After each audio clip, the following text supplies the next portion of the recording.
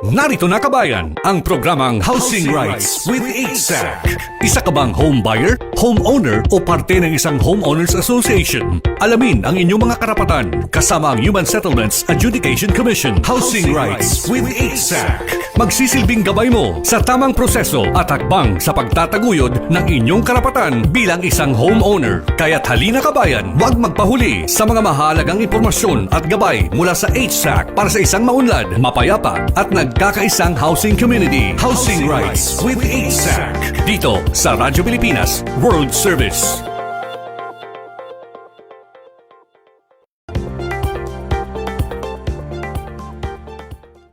Magandang araw, Pilipinas, Luzon, Visayas at Mindanao. Muli na naman pong nagbabalik ang programang Housing Rights with HSAC at ako po ang inyong lingkod, Jay Arevalo, ang makasama ninyo sa isang oras na talakayan patungkol sa mga programang hatid ng Human Settlements Adjudication Commission para sa ating mga kababayan. Magandang araw rin sa ating mga kababayan na naninirahan at nagtatrabaho sa iba't ibang panig ng mundo. Dito sa programang Housing Rights with HSAC, pag-uusapan po natin ang inyong mga karapatan bilang homeowner, home buyer at bilang miyembro ng mga homeowner association. Katuwang ang ating mga nakakasama mula sa Human Settlements Adjudication Commission. Ang programang ito ay napapanood at mapapakinggan ninyo sa iba't ibang plataforma ng Radyo Pilipinas World Service. Unang-una na po sa ating social media platforms. Live nyo kaming napapanood sa Facebook pages ng Radyo Pilipinas World Service at ng Human Settlements Adjudication Commission, maging sa mga Facebook pages ng Regional Adjudication Branches ng HSAC sa buong Pilipinas. At ganoon na rin sa mga regional station ng Radyo Pilipinas sa buong bansa. Sabayan rin tayong napapanood sa YouTube channel ng Radyo Pilipinas World Service. I-search nyo lamang po sa inyong browser, sa inyong YouTube, ang Radyo Pilipinas World Service. Kami rin po ay inyong napakikinggan live sa aming audio streaming sa pamamagitan naman ng PBS Evox Receiver app. Pwede nyo po i-download yung app, yung PBS Evox Receiver app sa inyong mga Android phone, maging sa inyong Apple phone, ganyan. At para naman sa ating mga overseas Filipinos working and living abroad, mapapakinggan nyo po ang programang ito sa aming shortwave radio broadcast gamit ang pasilidad ng United States Agency for Global Media o mas kilala bilang Voice of America o kaya naman o VOA sa Tinang Tarlac sa pamamagitan ng kanilang iba't ibang shortwave frequencies. Ang 9.920 MHz, 12.120 MHz at 15.1920 or 190 MHz. Sa unang bahagi ng ating programa, pag-uusapan po natin ang tungkol sa dalawang mahalagang proseso sa HSAC, ang mediation at adjudication.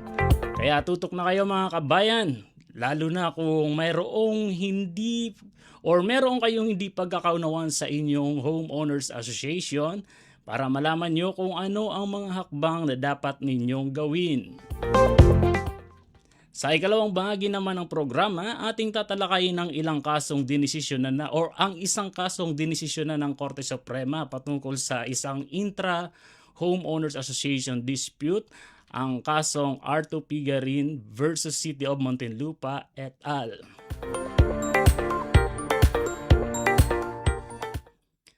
Para talakayin ang mga topic na nabanggit ko sa ating intro kanina, makasama po natin mula sa Human Settlements Adjudication Commission si Attorney Alisa Ronalyn C. Dumlao, Attorney 4 ng Regional Adjudication Branch 1.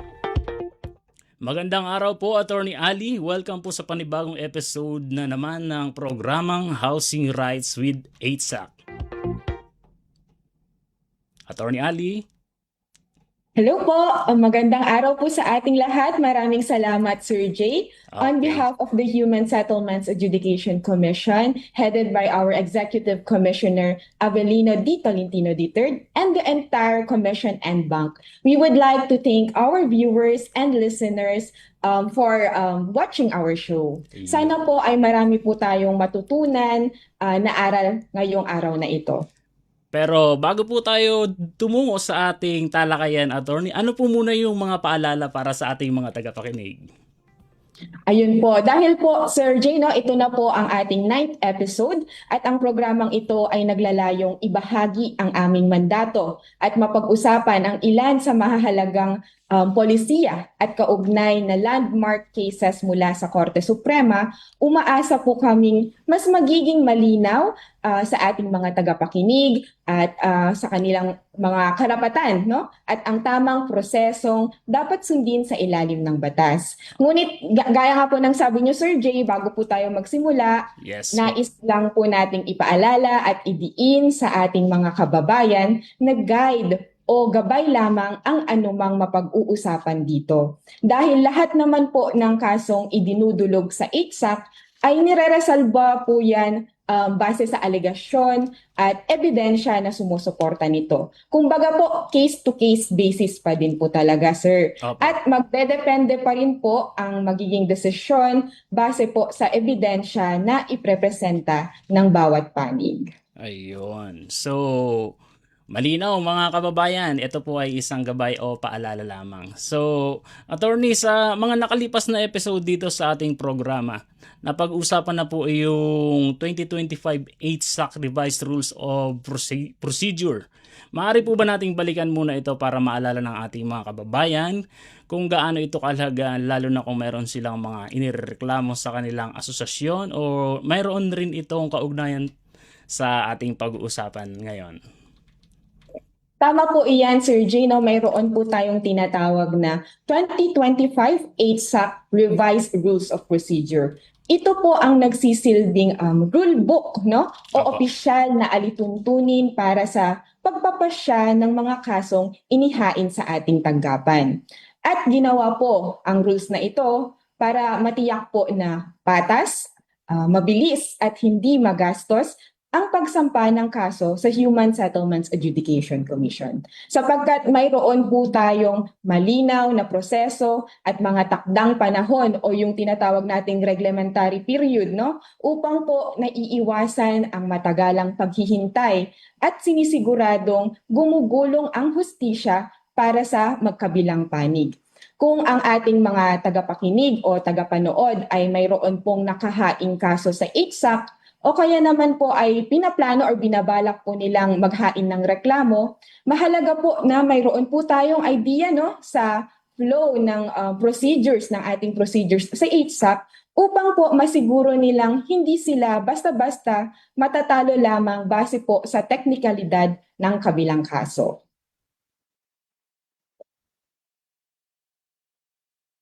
Yun, napakalaking bentahe po talaga kung meron ng kaalaman ng isang nagreklamo patungkol sa tamang proseso, lalo na sa mga pag-aasikaso ng papeles na kanilang kakailanganin. Paano, attorney?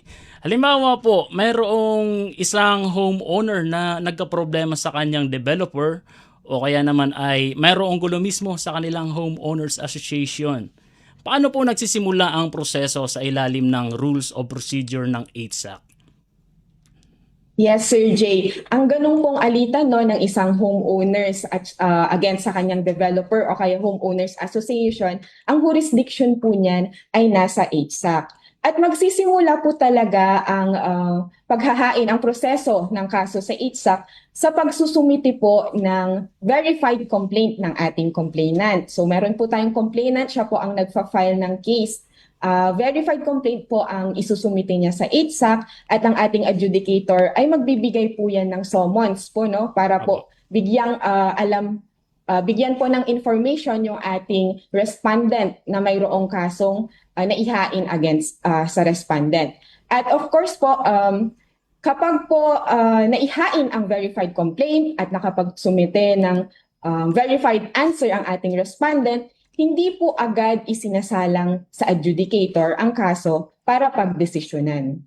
dadaan po muna ito, ang kaso dadaan muna sa mandatory conference. So ano nga ba ang tinatawag nating mandatory Sige conference? po.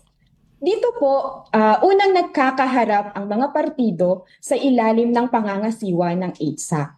Maliban sa opisyal na paghahanda o paglalatag sa kaso, ang layunin ng mandatory conference ay tignan kung mayroon pa bang posibilidad na maresolba ang kaso nang hindi na umuusad sa mas mahabang proseso ng isang regular na kaso. So sa conference na ito, pinag-uusapan muna kung ano ba talaga ang mga isyong dapat resolbahin. Inaayos din ang mga dokumento, no, at iba pang mga bagay na makatutulong para maging maayos ang takbo ng kaso. At isa rin po sa pinakamahalagang layunin niya ay malaman kung mayroon pang pagkakataon na magkasundo ang mga partido. Kung makita naman po ng ating regional adjudicator na mayroon pang chance, no, mayroon pang pagkakataong magkaroon ng pagkakasundo o areglo, no, ang ating mga partido, maaaring i-refer ang kaso sa mediation. Pero kapag yes po. bakit po Yes, sir. mahalagang sundin ang rules of procedure sa pagresolba ng kaso sa HSAC, attorney? Opo, mahalaga po talaga ang ating rules of procedure sapagkat ito po ang magbibigay ng due process sa bawat panig po, no, para mapakinggan po ang dalawang panig. Kailangan po nating sundin ito at yun nga po sa proseso nga po ng mandatory conference nandyan po kasi ang mediation. So baka po kasi maaayos pa ang case natin through mediation, mas mabilis pong natatapos ang kaso. So kapag po natapos ang conference, no, maglalabas po ang regional adjudicator natin ng mandatory conference order. So dito po sa order na ito, sa mandatory conference order na ito, Opo. nakasaad ang mga mapag-uusapan, ang mga isyung natitira pang dapat resolbahin. At yun na nga po, ang mahalaga din po dito ay isasagawa po ang mediation. Kung sakali pong nai-refer na ang kaso sa mediation, ano po ang susunod na mangyayari dito, attorney? Ayun po.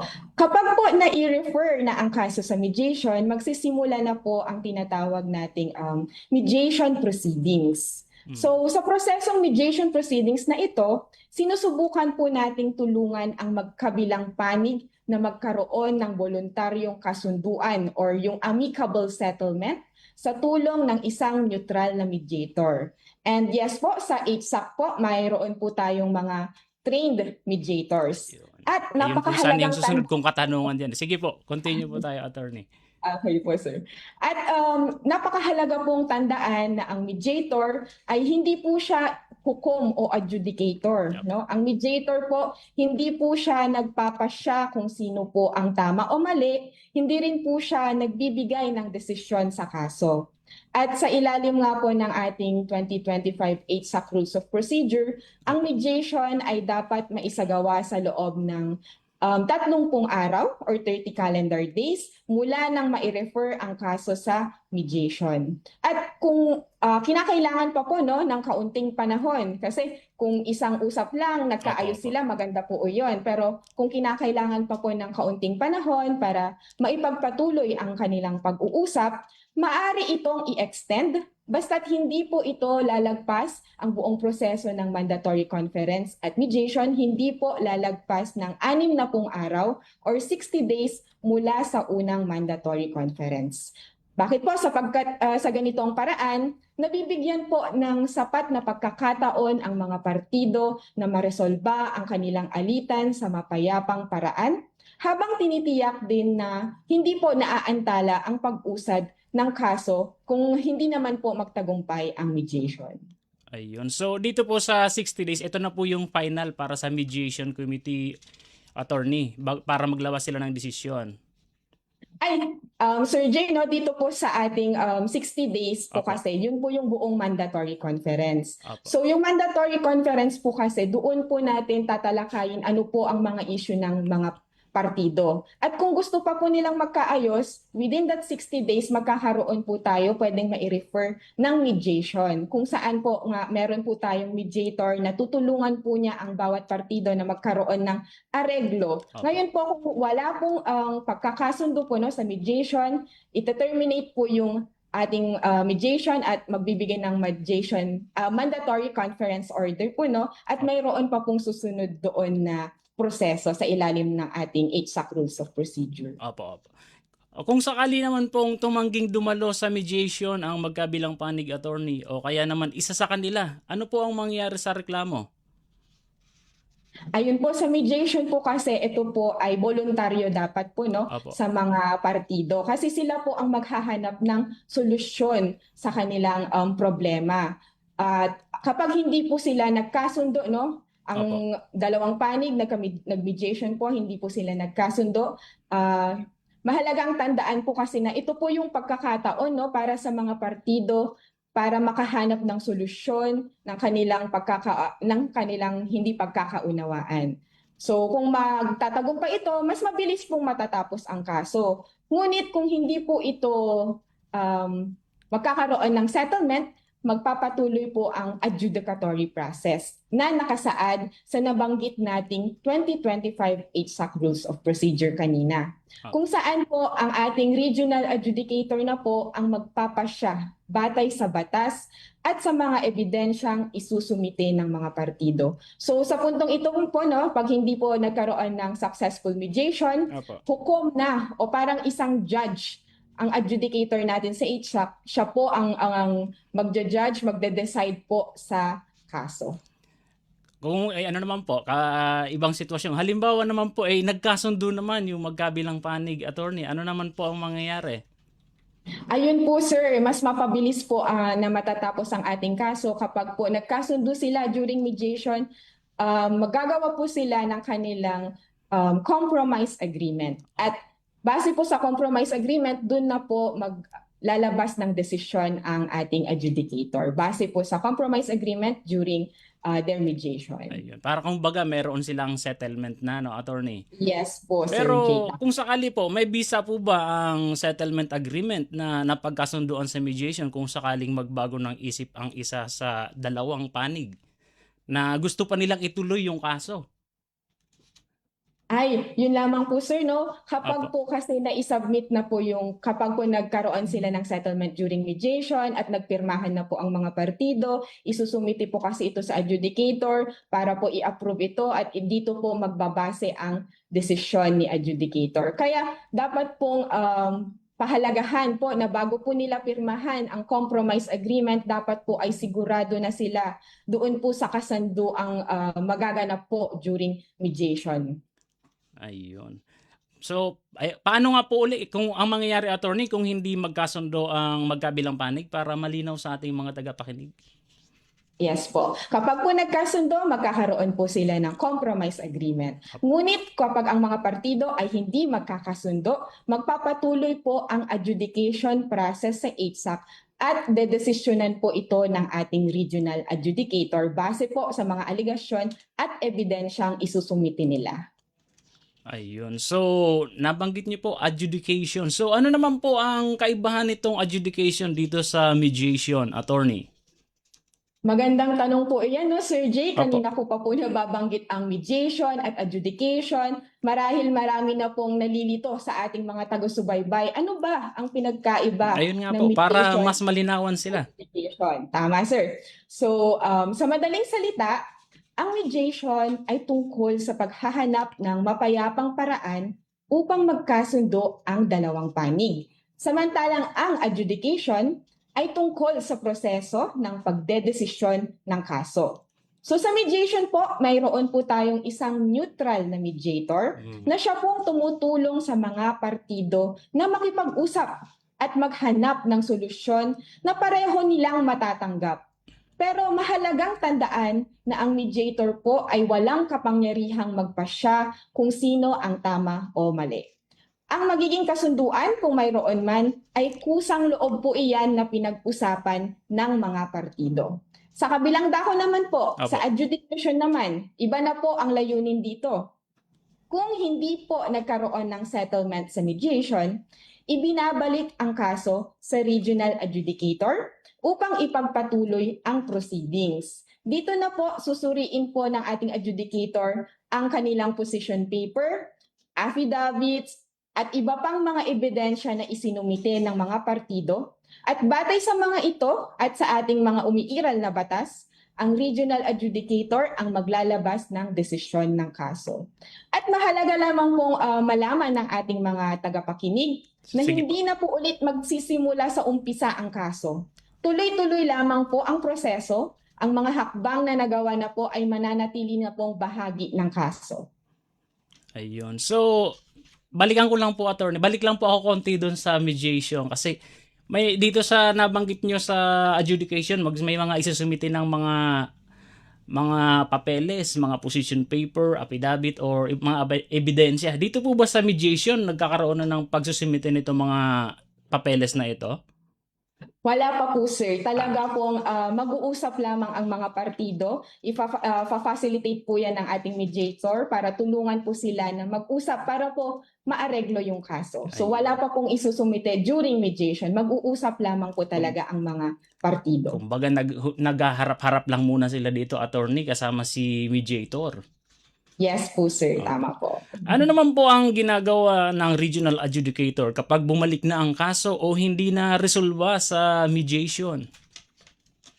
Ayun po, kapag po hindi na-resolve sa mediation at binalik na po ang kaso sa ating adjudicator, ito na po yung na-mention ko po kanina, no, Opo. na maglalabas po ng order ang ating regional adjudicator na uutusan po ang bawat partido na magsumite ng kanilang verified position paper sa loob po ng 15 araw or 15 calendar days mula po sa pagkatanggap ng order. So kalaki po nitong position papers po, no, ang ating mga affidavit na ng kanilang mga testigo at lahat po ng documentary evidence na nais nilang gamitin bilang suporta sa kanilang mga claim o depensa. At ito po ang isa sa pinakamahalagang bahagi ng adjudication.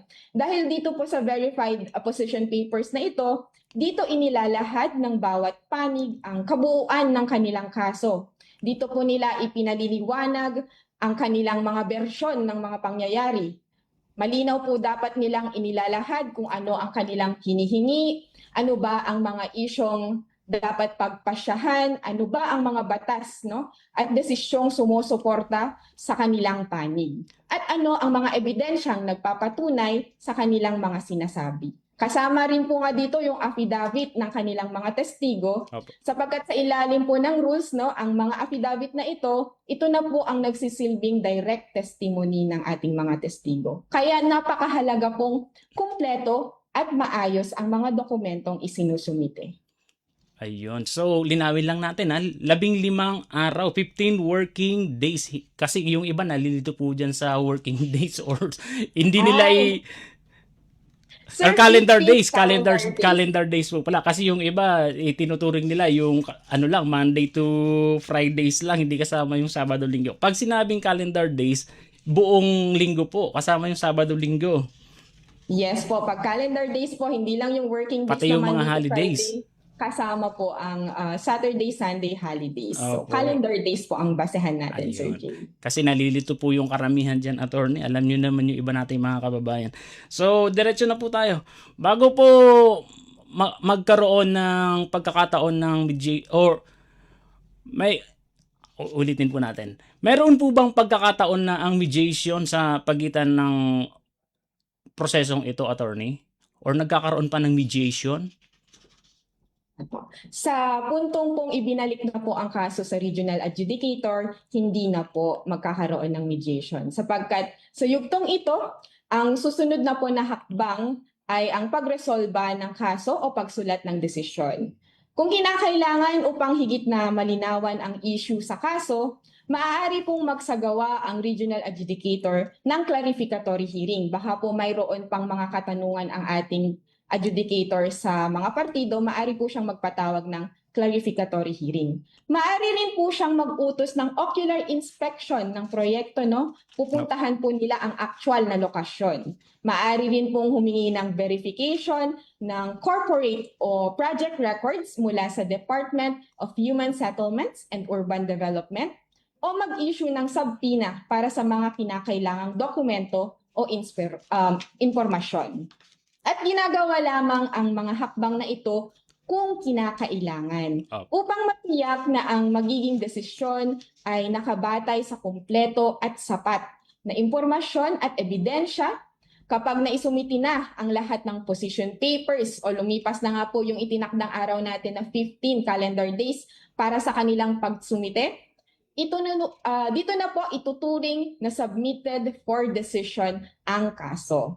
At ang regional adjudicator ay mayroon pong 90 araw, 90 calendar days upang maglabas ng desisyon. Maliban na lamang po kung mayroong mga pagkakataong pinapayagan ng ating rules of procedure na pansamantalang masuspinde ang pagtakbo nung panahon na ito. Opo. Tulad na nga po ng aking nabanggit na isasagawang clarificatory hearing or ocular inspection. Kumbaga dagdag pa po yung mga araw na yon, attorney. Yes po sir, sapagkat yun na nga po sa clarificatory hearing, maaari po kasing ipatawag ang mga partido o kaya naman sa ocular inspection, kailangan po nila ng araw na bisitahin mismo yung lokasyon ng proyekto. Kaya yun po, doon lamang po sa mga pagkakataong iyon, maaring masuspende. Pero po yung buong reglementary period po na desisyonan yung kaso ay 90 days po mula sa araw na submitted for decision na po ito. Opo. So, nabanggit nyo kanina na yung adjudicator ay pwedeng magpadala ng mga tauhan doon sa lugar para magkaroon ng pagsusuri. So, ibig sabihin, nagkakaroon ng investigasyon yung adjudicator maliban doon sa mga pinresentang mga ebidensya o mga papeles ng magkabilang panig, attorney. Maaari po itong gawin ng adjudicator po na mag-ocular inspection po para puntahan po talaga ang actual. For example po ang sinabi po doon ay non-development at gusto lamang kung siguraduhin ng ating adjudicator na wala talagang development doon sa subdivision, maaari pong mag-conduct ng ocular inspection. Ayun, para mas malinaw naman talaga. So, sa madaling salita po, Attorney Ali, ano po ang pinakamahalagang pagkakaiba ng mediation at adjudication para lubos na maunawaan ng ating mga tagapakinig at mga nanonood na ating mga kababayan? Kung ilalarawan po natin sa simpleng paraan, ganito po iyon. Sa mediation, ang mga partido ang maghahanap ng solusyon. Ayun. Sa adjudication, ang regional adjudicator po ang magre-resolba sa issue ng kaso. So sa mediation, ang layunin po ay tulungang magkaunawaan ang mga partido at kung maaari, makabuo po sila ng kasunduan na pareho nilang matatanggap. Sa adjudication naman po, kapag po hindi po talaga posible ang pagkakasundo, ang HSAC na po ang kikilos upang resolbahin ang kaso batay sa katotohanang pangyayari, sa mga ebidensyang isinumite, at higit sa lahat kung ano ang sinasabi ng ating batas. So magkaiba man ang kanilang papel, ngunit pareho silang mahalagang bahagi ng proseso sa paghahanap ng resolusyon ng mga kaso o hindi pagkakaintindihan, sapagkat ang mediation ay nagbibigay ng pagkakataon sa mga partido na sila mismo ang lumutas ng kanilang alitan, at kapag hindi naman po ito nagtagumpay, ang adjudication ang nagsisiguro na ang kaso ay magkakaroon pa rin ng makatarungan, malinaw at may bisang resolusyon. Ayun. May napansin lang ako. Ang magkaiba man sila, attorney, pero meron silang pagkakapareho, yung pagiging neutral, no, attorney?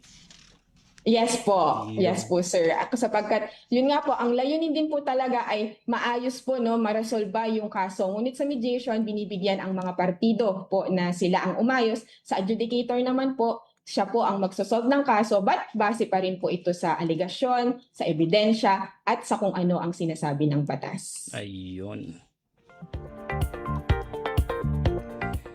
Attorney, ngayong malinaw na sa ating mga tagapakinig ang proseso ng mediation at adjudication. Tingnan naman natin kung paano ito naiuugnay na sa isang aktual na kaso. Yan ay sa pagbabalik ng ating programa. Makalipas lamang ang ilang paalala mula sa aming himpilan na Radyo Pilipinas World Service.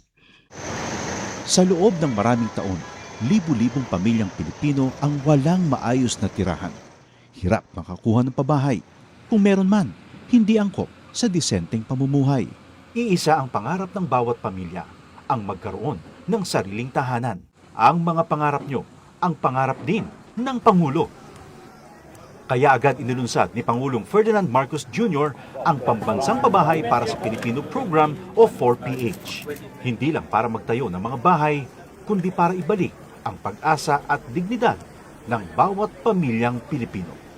Noong nakaraang linggo, binalikan ng Pangulo ang ilan sa mga housing projects sa Pampanga para tiyakin na ang bawat pamilya may tunay na pagkakataong magkaroon ng sariling tirahan at ang bawat tahanan ligtas at dekalidad.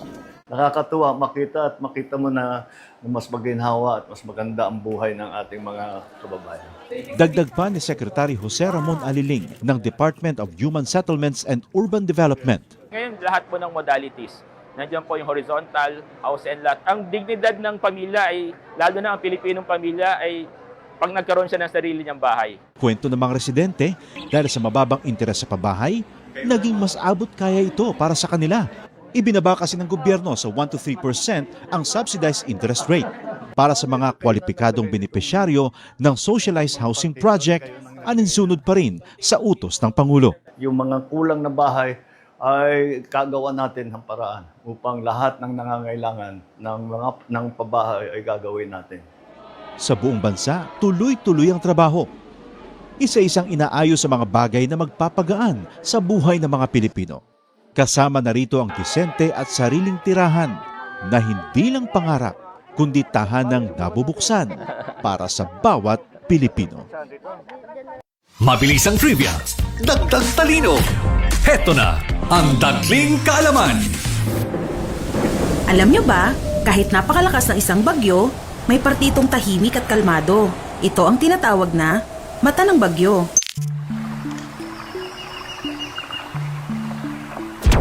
Pero, huwag magpaloko. Pagkatapos ng mata, susunod ang eyewall, kung saan nararanasan ang pinakamalakas na hangin at ulan na kayang magdulot ng matinding pinsala.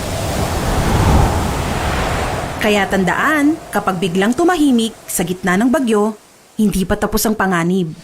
Kaunting kaalaman na malaking dagdag talino. Abangan muli ang susunod na Dagling Kaalaman. Kapag napinsala ng bagyo, normal lang na panghinaan ng loob o malungkot. Ang mahalaga, ready tayong bumangon. Ikaw pa, enoy ka. Kaya pagligtas ng bumalik sa bahay pagkatapos ng bagyo, i-check agad kung may nasira dito. Make sure na hindi basa ang mga outlet ng kuryente bago buksan ang main switch. Kung may nakita namang sira sa mga kable ng kuryente, i-report agad sa otoridad. Itapon din ang mga naipong tubig ulan para hindi ito pamahayan ng lamok. Babangon ka, di ba? Babangon. Ikaw pa. #panatag ang may alam. Maging panatag Pilipinas. Housing Rights with 8SAC sa Radyo Pilipinas World Service.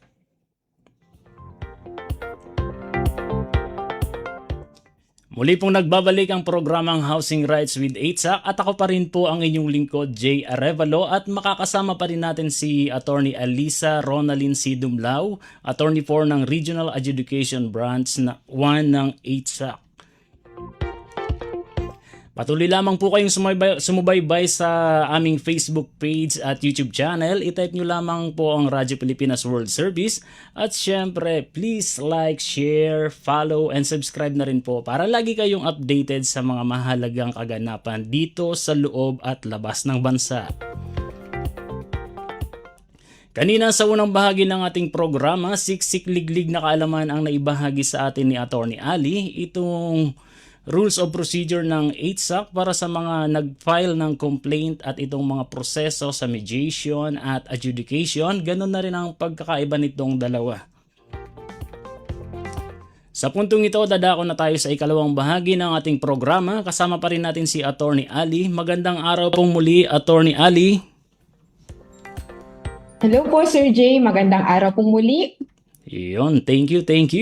Attorney Ali, tulad nga po ng nabanggit ko kanina, pag-uusapan natin itong tungkol sa landmark case na R2 Pigarin versus City of Muntinlupa, Honorable Inting Jaime Presnedi at Katarungan Village Homeowners Association Incorporated. Ano po ba ang nangyari sa kasong ito, Attorney?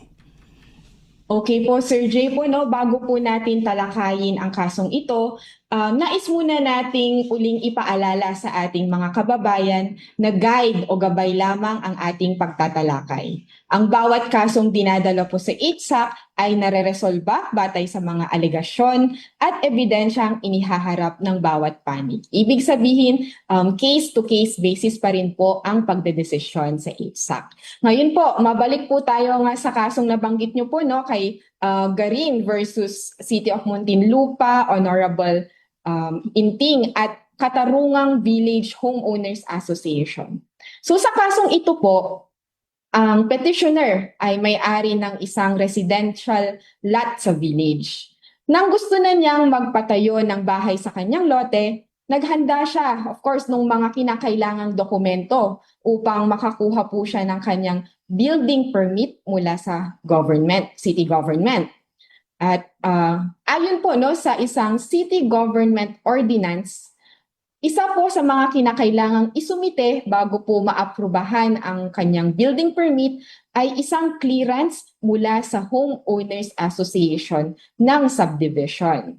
So dahil po dito, lumapit po si petitioner sa ating respondent Homeowners Associations upang humingi ng kinakailangang clearance. Ngayon, ano po ang ginawa ng ating Homeowners Association? Ayun, ano nga po ba, attorney? Yes, tumanggi po silang magbigay ng clearance. Bakit? Ayon po sa asosasyon, bago po sila makapag-issue ng clearance, kailangan munang maging miyembro si petitioner ng homeowners associations at kinakailangan ding bayaran ang mga sinasabi nating membership fees, association dues, at iba pang assessment na ipinapataw ng asosasyon. So ngayon po, si petitioner ay hindi sumang-ayon. No? Iginiit po niya na hindi maaring gawing kondisyon ang pagiging miyembro ng Homeowners Association at ang pagbabayad ng mga naturang bayarin bago siya bigyan ng clearance na kinakailangan niya sa pagkuha ng building permit. So dahil po dito no, na hindi po siya nabigyan ng clearance ng HOA, hindi po siya makapagpatuloy ng kanyang aplikasyon para sa kanyang building permit.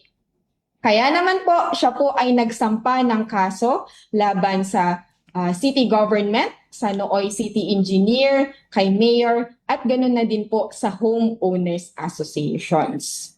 So sa kanya pong reklamo, hinihiling po niyang ideklarang walang bisa ang ordinansa na nag-uutos na kailangan ng HOA clearance bilang requirement sa pagbibigay ng building permit. At hiniling din niyang obligahin ang lungsod, no, yung city government, na tanggapin at iproseso ang kanyang aplikasyon kahit na wala siyang HOA clearance. So sa kabilang panig naman po ang ating city government at ang mga opisyal nito, sabi po nila ay ipinapatupad lamang naman nila ang mga umiiral na ordinansa sa lungsod. Of course, bilang mga opisyal ng pamahalaan, tungkulin nilang sundin ang mga rekisitong itinakda ng ordinansa. Kabilang na nga po doon yung issue natin na paghingi ng HOA clearance bago po mag-issue ng building permit.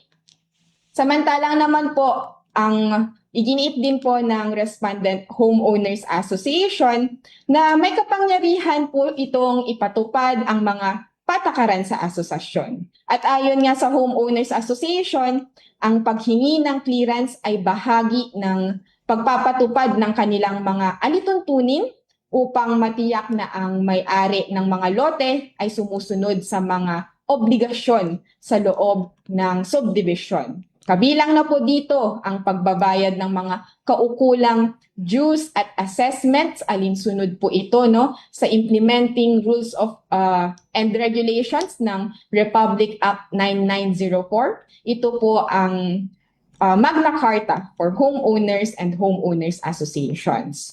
So bukod dito, iginiit din po ng ating mga respondents na hindi dapat dinidinig sa regional trial court ang kaso. Dahil ang pangunahing issue dito ay may kinalaman sa relasyon ng isang homeowner at ng homeowners association.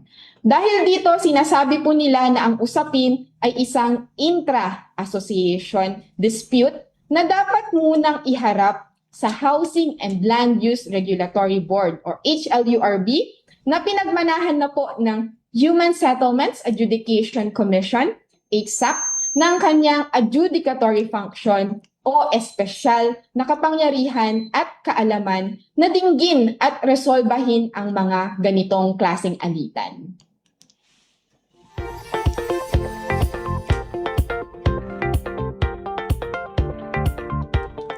Ano naman po ang naging kinalaman ng Housing and Land Use Regulatory Board o HLURB sa kasong ito, Attorney Ali? Opo. So bago pa man po umabot ang pagtatalakay sa mismong issue ng building permit at ng ordinansa, nagkaroon muna kasi ng usapin kung alin ba ang tamang ahensya o hukuman na dapat unang duminig sa kaso. So, napagpasyahan po, napag-decidean po ng Regional Trial Court na ang usapin ay hindi muna re-resolbahin ng regular na hukuman. Ayon sa Regional Trial Court, ang ugat po ng reklamo ng petitioner ay ang pagtanggi ng respondent HOA na magbigay ng clearance. At ang issue kung maaari bang obligahin na siya ay maging miyembro at magbayad ng association dues. So ang mga ganitong usapin ay may kinalaman sa karapatan at obligasyon ng homeowner at ng homeowners association. Kaya ito ay isang intra-association dispute. At sa ilalim nga po ng Republic Act 9904 o Magna Carta for Homeowners and Homeowners Associations at ng mga umiiral na panuntunan noon, ang HLURB ang may primary jurisdiction sa ganitong uri ng alitan. Sa madaling salita, sinabi po ng Regional Trial Court na dapat munang ihain ang kaso, ang reklamo ng petitioner sa HLURB. Dahil ito po ang ahensyang may espesyalisadong mandato sa mga usaping may kinalaman sa Homeowners Association. Napakalaking bagay talaga, Attorney, na dapat nakatutok yung ating mga tagapakinig simula sa mga dating programa natin kasi halos may pagkakaugnay-ugnay itong mga tinatalakay dito sa ating programa tulad nitong Republic Act number 9904 or Magna Carta for Homeowners Association. Kasi sa mga nagdaan po or sa nakaraang talakayan ay dito tinalakay yung mga karapatan ng mga homeowners at yung mga officer ng kanilang asosasyon. Kaya talagang napakalaking bagay po talaga, Attorney. So, sa madaling sabi po, Attorney, hindi po nagkaroon ng pagdinig sa Regional Trial Courts ang kasong ito. Hindi po. Sinuspende po ito ng Regional Trial Court sapagkat yun nga pong sinabi nila na ang root cause po nung kaso ang pagtanggi ng homeowners po na magbigay ng clearance sa petitioner. So, ito po, ang issue po dito ay ang relasyon po, obligasyon ng homeowner and homeowners associations, kaya isa po itong intra-association dispute at nasa jurisdiction po ito ng HLURB.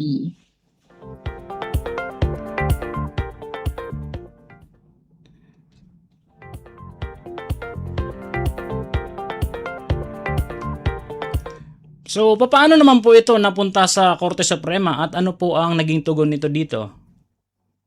So, nung ang ating Regional Trial Court ay nagsuspindi po sa kaso at inapela po ito ng ating petitioner at umabot po ang usapin sa Korte Suprema. At ang naging desisyon o naging tugon po ng ating Korte Suprema, pinagtibay po nito ang naging desisyon ng Regional Trial Court.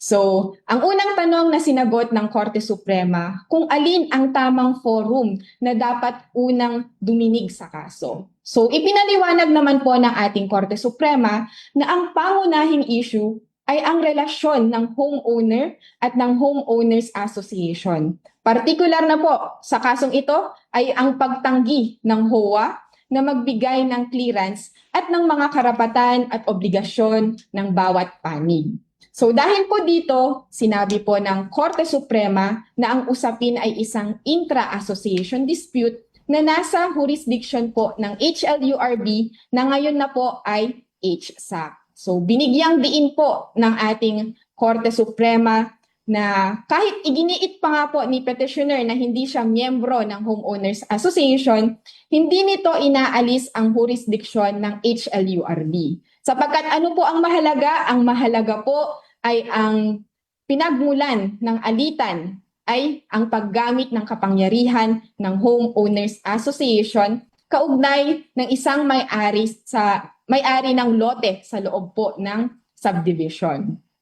So ipinaliwanag din po sa kasong ito ng ating Korte Suprema na dapat sundin ang Doctrine of Exhaustion of Administrative Remedies. So ayon po sa Doctrine of Exhaustion of Administrative Remedies, kung mayroon pong ahensyang binigyan ng batas ng kapangyarihang resolbahin ang isang usapin or issue, kailangan munang gamitin ang prosesong administratibo bago po dumulog sa korte.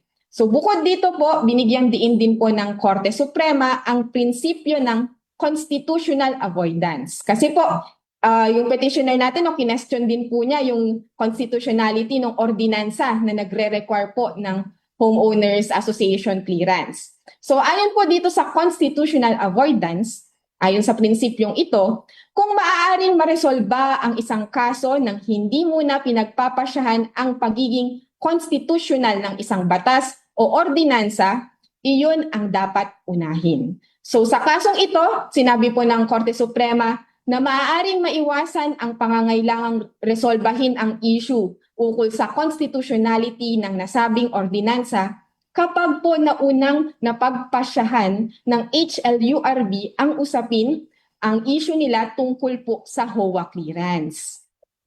Kaya sa halip na magpasya sa legalidad ng ordinansa o sa karapatan ng HOA na tumangging magbigay ng clearance, sinabi po ng Korte Suprema na dapat munang dinggin at resolbahin ang kaso sa HLURB. Kapag natukoy na ng HLURB ang mga karapatan at obligasyon ng mga panig, saka lamang maaaring magkaroon ng pangangailangang dinggin ng mga regular na hukuman at ng iba pang legal na issue kung kinakailangan pa. So, ang mahalaga po sa kasong ito, meron din po tayong tinatawag na Principle of Primary Jurisdiction. So medyo ma-technical lang po, no, Sir Jay? Pero kung sino kasi yung unang nakakasakop, dapat doon muna gagawin yung mga proseso ng pag-aayos, no, attorney? Yes, sir, tama po. So ibig sabihin po, no, kapag ang usapin, issue ay saklaw ng espesyal na ahensyang may kaalaman at kapangyarihan, nararapat na dito muna isampa o ihain ang reklamo o kaso. So sa kasong ito po, no, ni Garin, no, nararapat munang iharap ito sa HSAC bago po dumulog sa regular o ibang sangay ng hukuman. At sa ganitong paraan, ang mga usaping teknikal at espesyalisado ay unang nagre-resolba ng ahensyang may sapat na karanasan at mandato. So paalala rin po ito sa ating mga homeowners at homeowners association na ang anumang hindi pagkakaunawaan tungkol sa kanilang mga karapatan at obligasyon ay mayroon pong tamang proseso at tamang forum na dapat sundin. Ang pagsunod sa prosesong ito ay mas nakakatulong upang mas maayos, mas mabilis, at mas makatarungan ang pagresolba ng mga alitang may kinalaman sa homeowners associations. Talagang itong kaso na ito, attorney, nararapat dito sa ating unang topic. Nauugnay natin dun sa mediation at sa adjudication. Kaya dapat doon muna, kung sino yung ahensya na nakakasakop, doon muna nila ilalapit. Tama po yan, Sir Jay, no? Kasi po, mayroon pong primary jurisdiction nga po ang Human Settlements Adjudication Commission sa mga kasong disputes po regarding sa homeowners associations. At saka kung umaattend naman yung mga miyembro ng kanilang subdivision, di ba? Kaya nga mayroong bylaws na sinusunod yung mga asosasyon. Kung baga nakapaloob yan doon kung sakaling nakikinig sa mga assembly. Yes po, tama po, Sir Ray. Sa mga homeowners, no, mayroon po silang mga bylaws na dapat sundin. Doon po nakalagay ang kanilang mga karapatan at obligasyon po, no? Tama po, sir. So, ayan mga kababayan, sana po ay may natutunan kayo dito sa kasong tinalakay ni Attorney Ali dahil napakahalaga po nito. Kasi nga po dapat talagang dumaan naman sa tamang proseso ang mga reklamo pagdating sa Homeowners Association. Kaya napakalaking bagay nitong tinalakay ni Attorney at itong rules of procedure, mediation at adjudication para hindi nababypass yung ahensya na kung sinong nakakasakop doon. Dapat doon sila unang sasangguni. O siya, bago natin tuluyang pakawalan sa linya ng ating komunikasyon si Attorney Ali, kung mayroon pong mga karagdagang katanungan ng ating mga tagapakinig, paano po kayo pwedeng i-contact Attorney Ali? Yes, Sir Jay. Kung mayroon po tayong tanong po tungkol sa mga HOA at iba pang katanungan, maaari po kaming i-contact sa aming cellphone number na 0917-837-5380 o mag-email po sa info@hsac.gov.ph. Pwede nyo rin po kaming bisitahin sa aming Facebook page at HSAC-PH at HSAC-PH o ang aming website na hsac.gov.ph. Nariyan po ang aming mga directory mula po sa central office at ating mga regional adjudication branches. So ipaalala ko lamang po dahil po ang HSAC ay isang quasi-judicial agency na parang korte, hindi po kami maaaring magbigay ng legal na payo o opinyon dahil ito po ay para hindi po namin mapangunahan ang paghatol ng aming adjudicators na sila pong may mga otoridad na maghatol sa isang kaso. Ngunit kung mayroon po kayong tanong tungkol po sa aming proseso, ay maaari niyo po kaming i-contact. Maraming salamat po, Attorney Ali. At dito na po natin tinatapos ang panayam natin kay Attorney Alisa Ronalyn C. Dumlao, Attorney 4 ng Regional Adjudication Branch 1 ng HSAC. Maraming salamat po, Attorney Ali, sa pagsama sa ating programa, sa pagbibigay ng inyong mga professional insights sa ating mga kababayan hinggil dito sa ating pinag-usapan ngayong araw. Mabuhay po kayo at patuloy na magbigay ng magandang serbisyo para sa ating mga kababayan na nangangailangan ng tulong at gabay. Dito na po natin tinatapos ang isa na lamang makabuluhang talakayan dito sa ating programang Housing Rights with HSAC. Sana po ay nakapaghatid na naman kami sa inyo ng mga bagong kaalaman bilang sa inyong mga tagapakinig, lalong-lalo na mga miyembro ng Homeowners Association. Pero bago po tayo tuluyang magpaalam, magpapasalamat na po tayo sa ating mga nakasama dito sa ating programa. Sa Master Control, si Mr. Milo Junela. Sa ating Wirecast Operator na si Mr. Hero Lucero. Sa ating live stream operator at mula sa production team ng Radyo Pilipinas World Service, si Mr. Win Peñano. Shoutout rin natin ang kasamahan nating sina Drizzle Nanyong at si Steph Vicente na nakatutok habang nagkukusot ng kanilang mga uniforme. Kahit maulan ng panahon talagang sige lang. At syempre ang mga nakatuwang natin mula sa HSAC na sina Miss Cheska Robles at Mr. George Sinsuat. Pasalamatan na rin po natin ang mga commissioner ng Human Settlements Adjudication Commission na sina Attorney Sergio Yap, Attorney John Christopher Mahamud, Attorney Michael Cloribel, Attorney Maria Victoria Reyes Beltran at sa Executive Commissioner na si Attorney Avelino Tolentino III. Gayon din sa pamunuan ng Presidential Broadcast Service, Bureau Broadcast Services sa pamumuno po ni Officer in Charge Mr. Alan Alyanige at sa ating Station Manager dito sa Radyo Pilipinas World Service si Mr. Ray Sampang. Abangan niyo po ang susunod na episode ng ating programa. Muli maraming salamat sa mga sumubaybay dito sa ating programang Housing Rights with HSAC. Ako po ang inyong lingkod, Jay Arevalo. Maraming salamat. Stay safe, kabayan. Narito na kabayan, ang programang Housing Rights with HSAC. Isa ka bang home buyer, homeowner o parte ng isang homeowners association? Alamin ang inyong mga karapatan kasama ang Human Settlements Adjudication Commission. Housing Rights with HSAC. magsisilbing gabay mo sa tamang proseso at hakbang sa pagtataguyod ng inyong karapatan bilang isang homeowner. Kaya't halina kabayan, huwag magpahuli sa mga mahalagang impormasyon at gabay mula sa HSAC para sa isang maunlad, mapayapa at nagkakaisang housing community. Housing Rights with HSAC dito sa Radyo Pilipinas World Service.